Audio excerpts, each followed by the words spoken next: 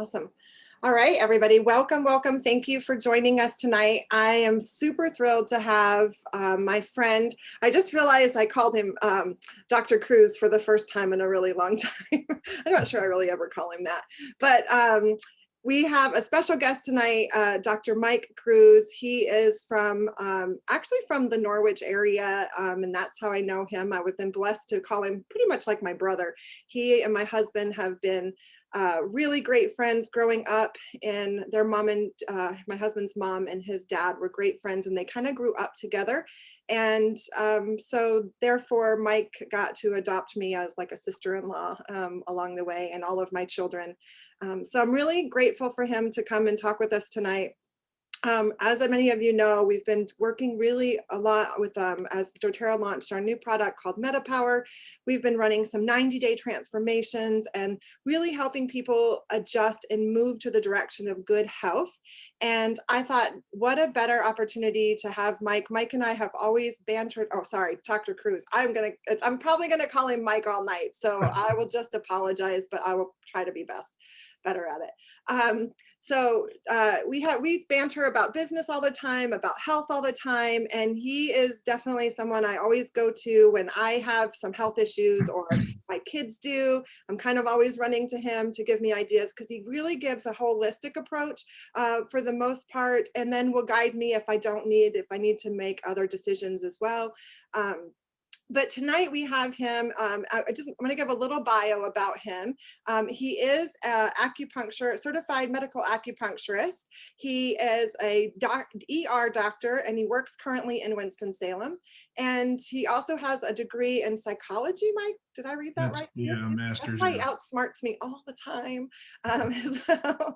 But I'm really excited that he'll join us tonight and talk. And so tonight we want to have really good open conversation, but he's got some points that we want to talk about specifically. And I know these are loves of his too, so I kind of want to guide him, or have him share his guidance and experience with the 5 pillars of health that we go to. So Mike, thank you for joining us. We really appreciate it. Do you want to say anything before I kind of load you up with some questions, or you got some stuff to go with first? Well, listen, I got to do the legal thing, and in full disclosure, unfortunately, doTERRA is not paying me a dime. So this is what I'm going to share with you. Really, is kind of a sifted version of all the studies that I've looked at over the years to really find out what works for me. And I always recommend that everyone does their own research, but I'm a big fan of kind of having evidence-based medicine behind anything I do, as far as a supplement and exercise regimen, a sleep protocol, and really anything to kind of improve health and ensure longevity. So, this all came from my medicine background initially. I was actually, when I got out of residency at EVMS in Virginia Beach, by the time I was a third year attending, I was seeing so many sick people, young, healthy, sick, hypertension, diabetes, renal failure. And I started asking myself, I said, well, if we're the biggest, best country in the world with all the best medicines, we've got so many doctors, we have the biggest pharmaceutical companies, you can get a prescription anywhere for anything, almost at any time of the day. Why is it we're so sick?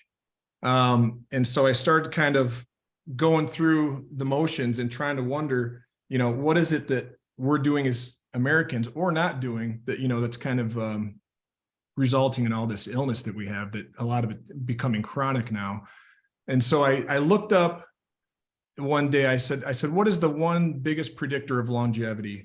And as you could imagine, sort of 4 or 5 different things popped up. You can do a Google search now and see it. One of them, the latest one, said that your capability to walk briskly will be an improvement. It will be an indicator of longevity. The one right after that said your education is an indicator of longevity. Now, the caveat to that is it didn't mean, did you get a degree in college? It meant, do you keep pushing your neurons to kind of develop over time by learning new skills and trying things that are novel? And another one talked about spirituality, and basically showed that, those who are engaged in some community that have spiritual beliefs or an understanding or higher meaning in life tend to live longer as well. So, that kind of all comes down to like 3 or 4 different things. And I think that for everybody, one's more important than the other. And it really depends on who you are. We're all a little bit different. So that kind of leads into the idea of like these 5 pillars of health.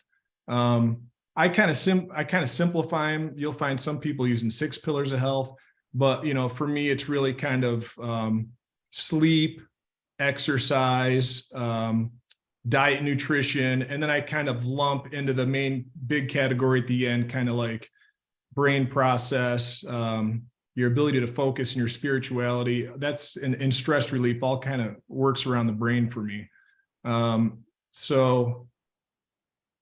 Any questions at this point, Wendy? No, I think you're perfect. You're right on. All right. Yep. So if I tend to like say anything that's it doesn't make sense to you because I'm doing stupid doctor talk, just let me know and I'll try to break things down.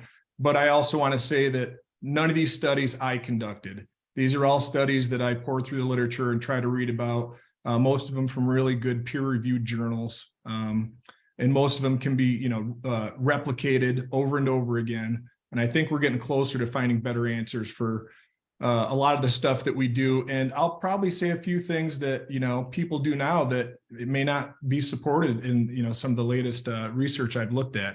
But let's start with sleep. Number one, I think medicine's really kind of focused on sleep in the past 5 to 6 years, and I think for a few different reasons. One of them is being this big push to kind of explain to people that sleep apnea is kind of a slow killer. And so if you're a person that snores at night or your partner does, get a sleep study, and CPAP prevents all these future heart diseases, pulmonary hypertension, and a host of other things. But I read a book by Matthew Walker called Why We Sleep, and he's one of the more prominent sleep researchers that's making a lot of headlines these days. And sleep all of a sudden became important to me because I realized that probably for going on 15 to 18 years, I've only been getting about 6 to 7 hours at most, sometimes only 3 to 4. And there is a golden number of sleep based on a lot of the literature, and it's 8 hours, give or take for every different person. The reasoning behind the 8 hours is that as you sleep, you go through 4 different kind of stages of sleep. I won't get too deep into it, but stage 1, 2, 3, and REM sleep, which is rapid eye movement. And as you progress down to stage 3, which is the deepest, most relaxed state, REM kicks in, which basically is like this explosion of brain activity, and your eyes are moving, but your body's paralyzed. And REM actually turns out to be the most important part of sleep with regards to kind of resetting the brain and energizing it for the next day. A lot of people say, I used to do this. I used to sleep for 4 hours, get up, try to sleep for 2 hours. But the problem is, if you don't get that straight 8 hours, as you go through the 8 hours, that REM cycle increases in length. So if you're the person that's only sleeping 4 hours and then taking a nap before work, you're not getting that very last REM sleep that is the longest of all of them. So unfortunately, you can't break up sleep if you want all your other systems to function appropriately. One Harvard study just came out, I think it was last year, that also showed like a fairly direct correlation with good evidence for sleep and longevity. And those kind of getting at least 8 hours had increased longevity and a decrease in all-cause mortality, which basically means dying from anything taken together. What is your risk at one time? And in that study, they do say that part of that is kind of exhaustion and getting into a car accident when you're driving home at 2 a.m. if you're a night shift person. So sleep's pretty integral, and I think it's one of the things that you can all do for free. So it's one of the things at the top of my list. Doesn't cost anything, but you do have to sort of take some steps to maximize it. And so just out of curiosity, I'm going to admit right now, I was a big melatonin taker previously in the past. Has anybody been popping the melatonin to get a good night's sleep? I think a lot of people have in the past too. We try to encourage not so much, but I think that's been one of the things is, people take a lot of melatonin or Tylenol PM or something to help them sleep for sure. Yeah. So kind of the standard dose for melatonin is usually like 3 to 6 milligrams, but I've got coworkers that'll take 12. So referenced in the book called Why Do We Sleep by Dr. Walker, it kind of changed my practice because he explains that the brain gives off melatonin naturally. And if you think about the amount you're ingesting exogenously into your body, it's way, way too much. So the pineal gland gives off about 0.1 to 0.3 milligrams of melatonin, if functioning properly, at the start of dusk. And so you imagine 0.1 to 0.3 milligrams, and now you're taking 3 to 6 to 12 milligrams. And what's happening over time is you're suppressing your body's own melatonin production and release. So the evidence for an otherwise young, healthy person to take melatonin was not very good in terms of the results, because you're already producing the melatonin. He does state, however, that there are conditions, including, age over 60 or calcification of the pineal gland, where that drops, and at which point taking exogenous melatonin can be beneficial. Some of the other things that I've looked at with regards to kind of getting natural sleep, probably everyone's heard of valerian root. It does have some effect.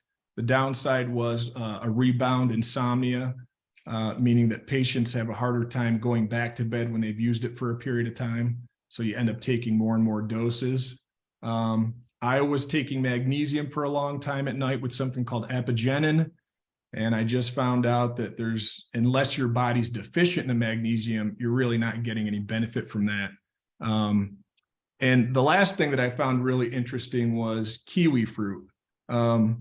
There actually is some good evidence to show that kiwi fruit taken 1 to 2 hours before you sleep can induce a deeper sleep more quick. The downside is you got to eat the skin with it. So I'm not sure anyone wants to eat that fuzzy skin, but if you wanted to go all natural, that's one way to do it. So the biggest takeaway points from this book that I read were basically you got to have sort of like a program to wind down every night. For me, I do a combination of things. I'll take a hot shower. I'll do some meditation. I do aromatherapy. And I have a really boring book always at bedside that doesn't keep me engaged. And by the time I get to the third page, I'm lights out. Love it. Love it. And I think added things for that too, right? Get rid of the TV, get rid of the phone, getting rid of that.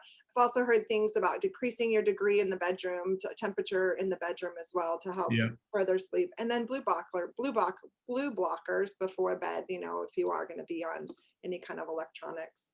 Yeah, absolutely. I agree with that. And the temperature degradation thing, I'm glad you brought that up, because the body does want to drop at least 1 degree prior to getting into deep sleep. So if you're in a cooler environment, you tend to sleep faster. You tend to have more restful sleep. So it's just something to consider. I know some people have rooms that are too hot, some have too cold, but everyone's going to have to find their happy medium. But that 1 degree difference in body temperature will get you to sleep faster. Awesome.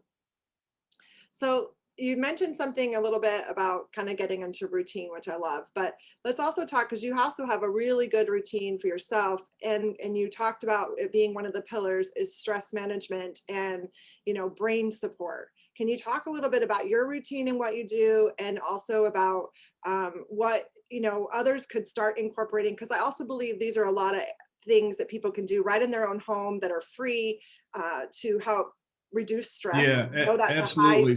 Yeah. So there's a couple apps I use. There's one app called Binaural Beats that you can download. And the idea of binaural beats is that you have to use earbuds or headphones because you're getting 2 different frequencies, one in one ear and one in the other ear. And those different frequencies, whether high or low, sort of cross the brain and communicate with each other, and have been proven to kind of change brain waves. So you can program whatever you want. If you want deep sleep, you're going to use an alpha or beta wave. If you want to take a meditation before work and you need focus, you're going to use a gamma program. There's also theta and delta, which help with focus and creativity. But it's really user-friendly. It's simple. You can put on for 10 minutes, 2 hours. So I use that pretty much almost every night.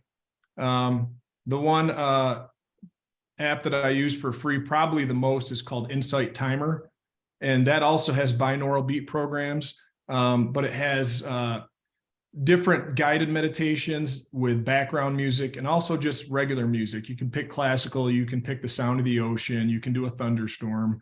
But all those things, if you're a person that finds themselves sleeping with some background noise, like you got to put the fan on in the bathroom or you put the TV on and it's down low, this will be much, much more effective. And you can pick and choose, what kind of dream state you sort of want. And, there's the idea of lucid dreaming where you're sort of in control, or there's deep sleep where you wake up and almost don't remember anything. It seems to work for me. And I think there's, like I said, it's been studied quite a bit, and there's a lot of followers and people that believe in it, me being one of them. Awesome. So let's talk about stress in general. What are on our health just overall? I think this is one of the biggest things that I think people face all the day. We know people nowadays are more on antidepressants than ever before. We're seeing an uptick of that. What is your feeling of how people can start getting control of their stress levels? And all right, so this is something that I've kind of coined myself after all my readings and my experience. The way I try to explain stress and anxiety to the patients that come into the ER all the time is stress and anxiety really result from a couple things, kind of not being in the present, right? When you're not in the present, you're thinking about what happened yesterday or 10 years ago, or worrying about what's in the future that's not there yet. So you're worried about these things you have no control over because they're not temporal, they're not here in time, it's not happening right now. And then the worst part is the inactivity, right? If you're not in the moment, you don't engage in activity. You can't go for a brisk run through, a trail, if you're thinking about something else, because you're going to get hurt, you're going to sprain your ankle, you're not going to be focused on what you're doing. But anxiety and stress, to me, I always use the analogy of, you can imagine you're locked into a building, a pretty big building, and there's a door behind you that's unlocked, and you're sitting in a chair, and the hungry lion gets released on the far side of the building. You should act. If you don't act, that's what causes the anxiety, right? You got this hungry lion coming towards you. That's where anxiety comes from. It comes from something that you are not acting on, that you need to. So the longer you sit in that chair and the closer that lion gets, the more the anxiety increases. If you just got up and turned around and left that building, your anxiety goes down. So unfortunately, in our everyday world, with all the stresses we deal with, it's easy to get bogged down.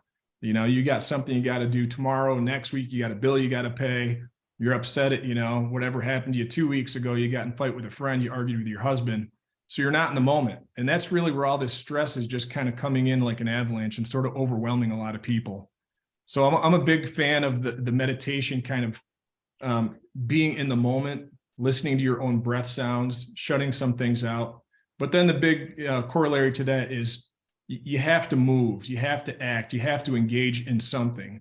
And exercise is probably one of the best things you can do to release dopamine and serotonin, which are the two big neurotransmitters when it comes to depression, anxiety, and stress. And serotonin being really key for a lot of different things. It also helps with some body healing, some bone health, and sexual desire. So if you're depressed and you're down and out, or your partner is, you're sort of going to lose that intimacy with each other.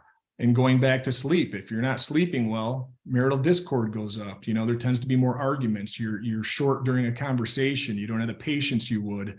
But there is a lot of medication out there, pharmaceutical wise, and I'm not saying that everyone needs to get off it, because there is a subset of the population that I think has deep clinical depression that warrants it.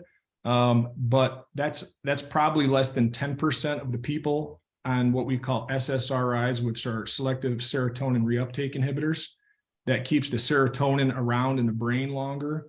The other 90%, over the long term, they find themselves really not improving on just taking the antidepressant.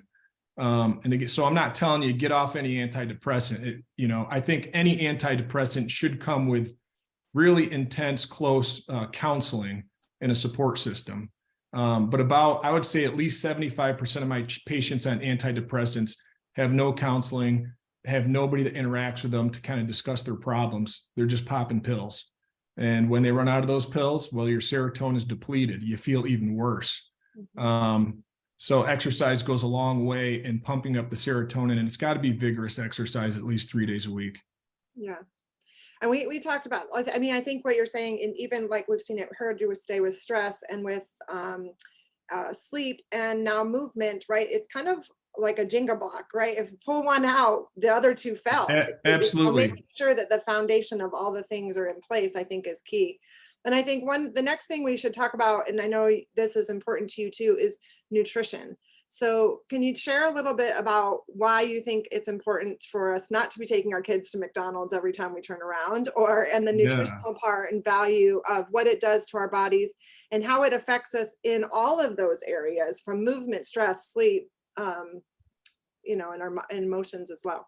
Yeah, unfortunately, we're at a sort of an epidemic point in our society with, diabetes and other issues related to diabetes. But, if you look at society, look at the commercials, look at, kind of everything around you. I mean, you don't have to go anywhere. I mean, I've fallen prey to it. I've been so lazy. I just call Uber and have food delivered here, or I get on Amazon and I have something delivered without getting out and going to get it.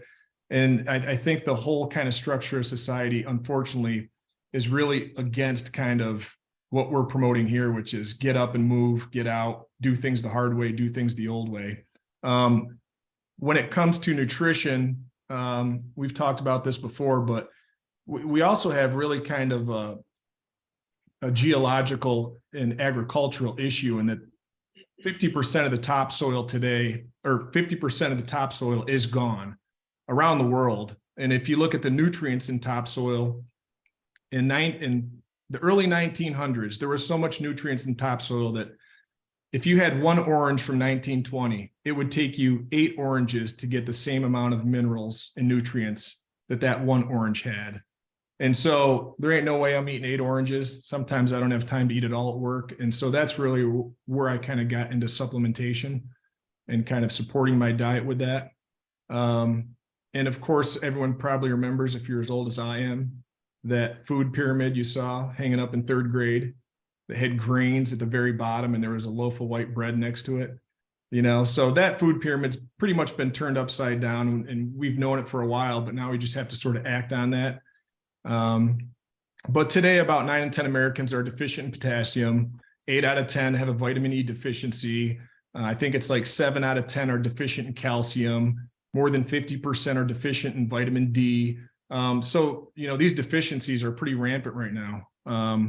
And so I'm a big fan of kind of supplementation from really good quality sources. And unfortunately, because like some of these over-the-counter things, aren't really verified, they're not followed by the FDA. You got to just be careful in terms of, which ones you're taking. It has to come from a reputable company. The other big point I want to make is that, most of you probably know this, but there's a difference between the fat soluble and the water soluble vitamins. The fat soluble ones are vitamins K, A, D, and E. So if you're taking those, you have to have some oil or fat in your stomach. Otherwise, you're not going to absorb it. The water soluble are really vitamins B and C. And those are the ones that if you're not taking a good supplement, you're not hydrated, your urine's going to turn bright orange and you basically just peed out all the vitamins. Mm-hmm. And so I think that's a great segue into a topic that I've kind of asked and we've talked about. And I just want to say Dr. Cruz has not actually tried MetaPower. Many of you are familiar with MetaPower, and that's why you've been invited here. And the reason I asked him to actually come is because one, he's brilliant, and two, a year or two, maybe a year and a half ago, I told you we talk all the time about different things. He's always suggesting things, and he came to me and told me I should be taking something called NMN and resveratrol. And so when doTERRA launched their new collagen product and it had NMN and resveratrol on it, I instantly messaged him. I'm like, you're right. Like, again, he's right, telling me what things that would be beneficial. And one of the things he said to me is, if you want to feel younger and you want to start reversing your age, he said, these are 2 products that are on the market that I'm reading and learning a lot about. That's something I love about him, is that he does a ton of research and studies, that reads the studies to them. And so I had asked him to come on and talk about these supplements in general and good supplementation. As he mentioned, we can't get the right amount of nutrients in food. So obviously you're working with the person, whoever invited you, reach out and learn about LLV. If you're not already taking that, many of you are, for your nutrients, your nutrition. But in regards to some ingredients, I know Mike's love for omegas, first off. Can you chat a little bit about omegas, Mike, and why you love them so much and why they're important for our body? Yeah. So for me, you get the biggest bang for your buck with omegas. By far the most researched, the most proven. I would, and again, at the end of this, if you haven't, you don't have to write any names down, but Rhonda Patrick is a biomedical PhD who I followed a lot. She's studied this ad nauseum. There's really two components. You got the EPA component, which is like icosapentaenoic acid, and you got DHA, and it's a hard one to prescribe. It's docosahexaenoic acid, blah, blah, blah. But the EPA and the DHA are the two most important components out of those omega-3s you're getting. And it's unbelievable the effect they're having on pretty much every part of your body. I was most surprised with the work they've done with ADHD, ADD, the capability to focus, let alone decreased risk of heart disease, decreased systemic inflammation. I mean, the list goes on and on. That is the one supplement that if you didn't take anything else, I would encourage you to take that one. Of course, I don't recommend you only take that. I'm saying if you're one of those people that's only going to take one thing, that's at the top of my list. And the question also comes up as to how much do you take? Rhonda Patrick recommends at least 3 grams. I take at least 2 every day, sometimes 3. And if over the age of 60, they're recommending up to 4 grams a day. And there's been no bad outcome from taking too much. It's very safe, again, as long as you're getting it from, a good company, a credible source. Some people have heard about krill oil. I'm personally not a fan of the krill oil, only because it gives me this really rancid kind of, taste afterwards. And I don't think the product lasted as long as just the other omega-3s I take from other fish source. And the big thing too is I always put mine in a refrigerator. It kind of prolongs the half-life. So I'd recommend if you do have some, you keep it in the refrigerator, especially in the summertime when it's hot. But omega-3s to me are one of the most powerful things you can take to affect almost every other function in your body. Do you think children should be on omegas, Mike? The average kid today, probably yes. So some of these studies did talk about ADD and ADHD and the increased focus that some kids did have by taking this. Mm-hmm. We just don't have good sources of fish or seafood around us. Mm-hmm. I mean, how often do you go down and see right. And that's really where it's coming from. So you can guarantee that the majority of kids today are deficient in it. Mm-hmm. Yeah, great. Thank you. So next supplement that I know I want to talk about is, and I shared with you the ingredients of doTERRA's. doTERRA launched a new collagen product that has a product that has collagen in it, but has other things such as NMN, resveratrol, and many other products. So first, when I want to just share a story, Mike, of course, when we have something go on in our family, we quickly call him, and he probably is like, oh my gosh, it's them again. But my son Tristan got burned in a car, and one of the things, Mike, you recommended right out of the gate was get him on some collagen. You told him. So can you talk about collagen and why it's so important for us to do it, and as we age, why we need it even more?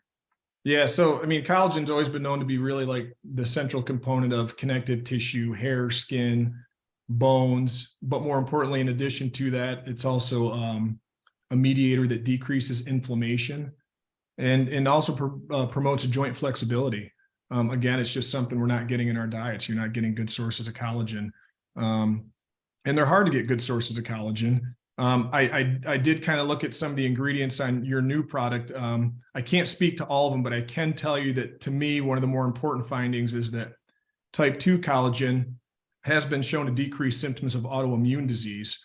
It's sort of an autoimmune disease most people probably know, but to keep it basic, it's when the cells in your body attack each other, usually due to an inflammatory process. So, you end up with things like psoriasis or lupus or rheumatoid arthritis. So that type 2 collagen has been on my radar. It doesn't mean the other ones are not good. I've just not really had time to look into them. Yeah, no problem. Thanks for sharing that. And tell us about NMN, what your findings are. I know, like I said, a year and a half ago, you called me and said, you need to be on this product, and you've been taking it ever since. I've been So, taking it ever since. So nicotinamide mononucleotides is the long name. I got my information from Dr. David Sinclair, who is a professor of genetics at Harvard University, who is well renowned for his anti-aging work.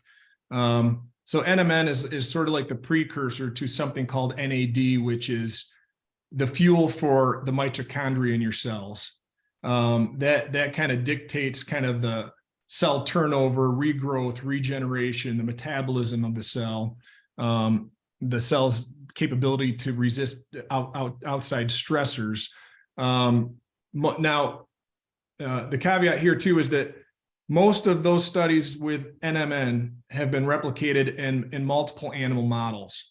Now, I would agree as with Dr. Sinclair that there's no reason to say why it doesn't cross over.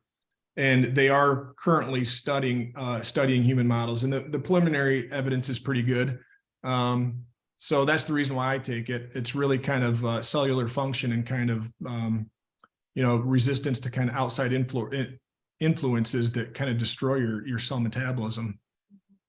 and so if people aren't actually, like, okay, stress is an issue, movement's an issue, nutrition's an issue, and we're talking about supplementation and especially in NMN and collagen and things like that, how important is it to accelerate the process of our aging, or help us to reverse our aging in taking good supplementation? Is that possible? Like in talking, and through the studies, does our biological age and our health span actually, are they the same? So that's a good question. And I would say that taking the pill alone provides the body with the fuel to work. But if the body's not moving and functioning, you're going to get limited benefit from that. So the one thing that really ramps up this whole cycle of taking all all the supplementation that we've discussed is, and probably most people have heard of this, it's intermittent fasting or restricted time feeding. And what that refers to basically is you are limiting the time at which you consume calories. And ideally, if you can keep your calorie consumption within an 8-hour period, that allows your body to go into a hunger state, which is somewhat of a stress state. And when you are in that stress state, longevity hormones are activated. So I tend to try to eat in an 8-hour period. I'll eat maybe 1 or 2 meals, and then I'll pick the time. For instance, it's very easy for me to eat at 7 p.m., go to bed at 9. So there's already 2 hours, wake up at 6, go to the gym. By the time I get back, it's 9 a.m. I've already fasted 14 hours. Mm-hmm. So the first thing I'll do in the morning is I do not eat, and it's not recommended to eat by most dietitians for the first couple hours while you're awake. I do drink a large glass of carbonated water with lemon juice, and that suppresses any hunger pangs I have. But you have to get the body into that stress state of hunger to activate your longevity genes. So in addition to that, and it's not something, when you're on a particular diet for a long period of time, your gut biome changes, how you digest changes. So it does take a while to get your body feeling comfortable in that state. You will have withdrawals and you will have hunger pangs and you will get grumpy. But if you can fight it out for about a week or two, you'll find that, for me, if I eat a carb, I'm going to bed. So anytime I eat carbs, I make sure it's not at work when I got to be focused on 15 different patients at once. But if I eat any carbs, it's lights out. So there's certain diets that, some people can tolerate carbs and stay wide awake. My body can't do that. So everyone's a little different, and you sort of have to tailor, what your body's used to, and then really kind of start to streamline it to decrease caloric intake, because over time, decreased caloric intake leads to longevity. I love it. So someone had asked about just the intermittent fasting in general. What about coffee? So my understanding is that with intermittent fasting, as long as it's black coffee or tea, you're fine. But anytime you have above 50 calories, or above 50 calories, that actually breaks your fast. Is that the same assumption you have? Yeah, that's pretty much the same thing. My understanding is as well. But yeah, once the stomach kind of kicks into digestive mode and there's any small amount of insulin released, that's that's the break of your fast. So black coffee's fine, tea's fine, green tea's fine. Water with lemon juice, probably not going to break the fast. But any complex carbohydrates, any simple sugars, all those would certainly break the fast. Okay, and then the next question someone had is, what do you think about intermittent fasting on the impact of female hormones? Can you speak to that? Or That's a good one. So the little bit that I do know is that intermittent fasting can increase testosterone levels in both males and females. But testosterone, it happens in small amounts in females, is very vital to kind of the cycle of estrogen as well. So in terms of all the effects of the female cycle, I won't speak to that, but I can tell you that if you have a little bump in your testosterone from your stress state, it's also going to smooth out your estrogen. And the one thing that I do remember is that it's going to increase your sexual arousal. So you're going to feel a little bit more, I guess, excited, hormonally enhanced. Excited. Okay, another question. Actually, I think that was it on the thing. So, Mike, anything else you want to add that before I open this up to questions that people might have? Yeah. Go. Go ahead. No, if go ahead. you have some other things that you want to add, go ahead. I just because this is a majority, I think mostly females. Yeah. The one thing I want to touch on is the idea of strength and resistance training. So, for females, it's important to really have fairly good muscle strength, especially around the lumbar spine and the hips, because as we age, that's where things go bad. And that's where you start to get your osteoporosis and your bone density decreases. So I want you to keep this in mind. If you fall and break your hip at the age of 60 years old, your chance of dying in a year is 40%. And so I recommend that if you feel like you're kind of weak in those areas, talk to your doctor about a DEXA scan. And that basically looks at the lumbar spine and the hips to kind of look at the bone density. And then if you're deficient in those areas, you got to do some resistance and strength training, because by increasing stress on the bones with weights, it kind of induces what are called the osteoblasts, which are the builders of bones. And so you can reverse that process, through strength and muscle training. But I see so many females that fall down and break hips in the ER that, that's a message I don't think we send enough. Yeah, that's actually eye-opening for sure. So I'll be doing more strength training for my hips. Strengthen up. What else? Anything else before I open this up? Let me think here. Of course, I always recommend, kind of stretch. I do hot yoga 2 or 3 times a week. Any stretching's good. You can do it at home. You don't have to go anywhere to do it, but flexibility is also decreases inflammation, promotes serotonin release. So all these things, like Wendy said before, all kind of come together. And if you miss out on one, then you're not going to be as efficient in another area. Yeah, for sure. All right. Anybody have any questions they'd like to ask Dr. Cruz that we didn't touch on? I think we did a good job of touching on quite a few different areas. Yeah, I think so. We had. So you can pipe them in the chat or you can unmute. More everyone's. I don't see that. All right, so if you don't have any other chats or questions, and Dr. Cruz, I'm super excited for one, you get to try MetaPower. Now I told him that I get to give him a gift of MetaPower so he can try utilizing it. So thank you for joining us tonight and sharing your wisdom. As always, I'm always picking your brain, and I really appreciate it. Always letting me be be my sounding board for different things. And I hope you enjoy the new MetaPower. But a lot of the things that he did talk about, we did talk about sleep. We talk about not being able to use melatonin and different things. I know he is a big supporter of aromatherapy, and he also uses doTERRA's essential oils. And essential oils can benefit in many of those areas. So make sure you reach out to the person that invited you here tonight so you can do that. But also, regards to good supplementation, doTERRA's new Meta Power does have a lot of the products that we talked about. We also have omegas and things that can provide you a good quality of supplementation to help support your body. We know that if we use supplementation, we can accelerate the process of helping our bodies heal, but also we do need to make sure we're moving. And if we're taking good supplements, you know, it doesn't do us it's beneficial for us to improve and make sure we're paying attention to our sleep, our stress, our movement, our nutrition in addition. So it is like a Jenga block. If one doesn't work, if one's not you're not doing one or two of them, it kind of pillars and makes all the others kind of fall apart too. So you want to just try to keep your eyes on that as well. We don't have to be perfect at it, but you can be balanced with it as well. Somebody asked, Doc, does it matter what exercise women in her 40s do or just do it in regards to resistance? So just getting started in doing something from doing nothing gives you a 50% decrease in all-cause mortality. I would refer her to look up Peter Attia's protocols, which again, I'll give you all these things.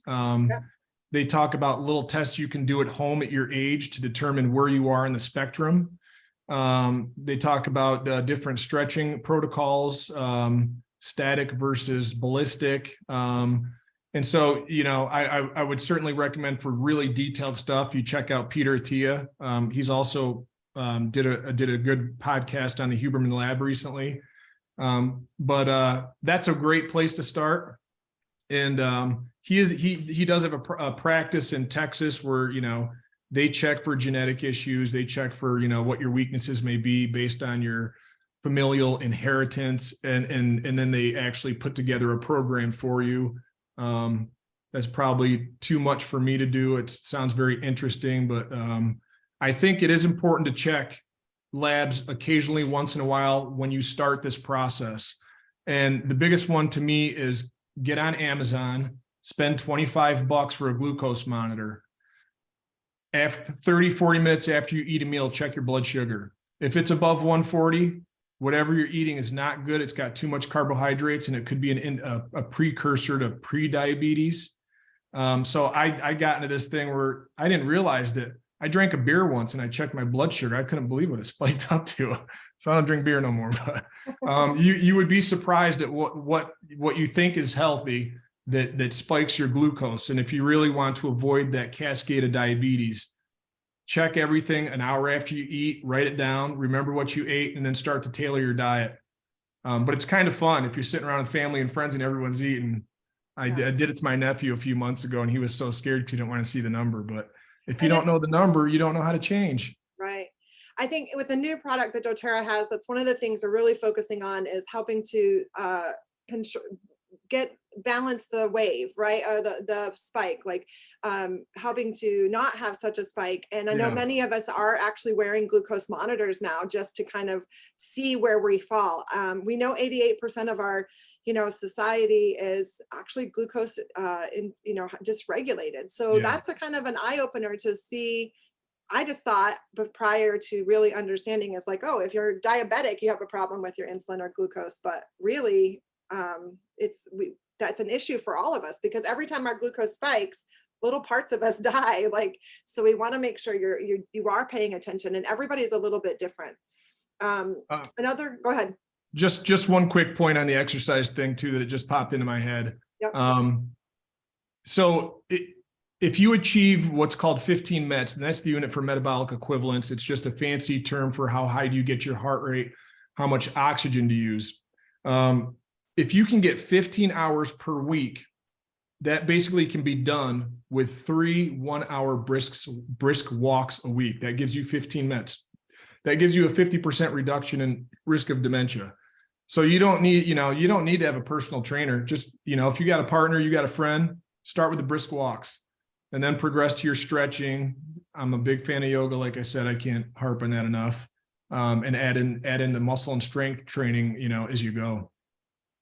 Love it. There's another question in the chat. What is your recommendation for the best time of the day to take collagen and also probiotics? So it sort of depends on, so for me, because my schedule switches, I work at night, sometimes I work at days.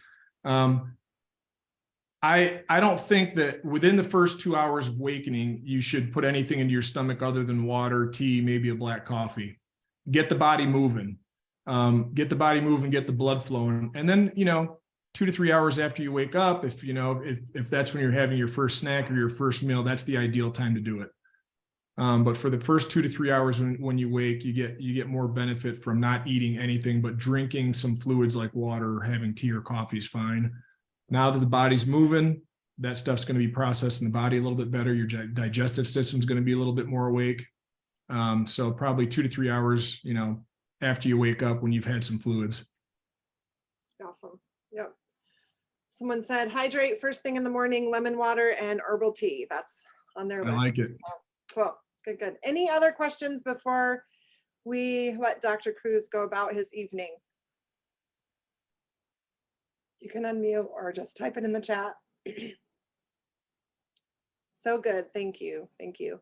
Thanks for coming, guys. Awesome. All right. Thank you so much, Dr. Cruz. We're super thankful for you to take the time out of your day to join us. I appreciate you, and we'll get you some good gifts in the mail, and hopefully you enjoy them as our new Meta Power as much as we do. But we're thankful you just gave us the foundation of the importance of our health. I know many of us have heard different parts of that, but just reiterating it, you can never hear it enough. So thank you.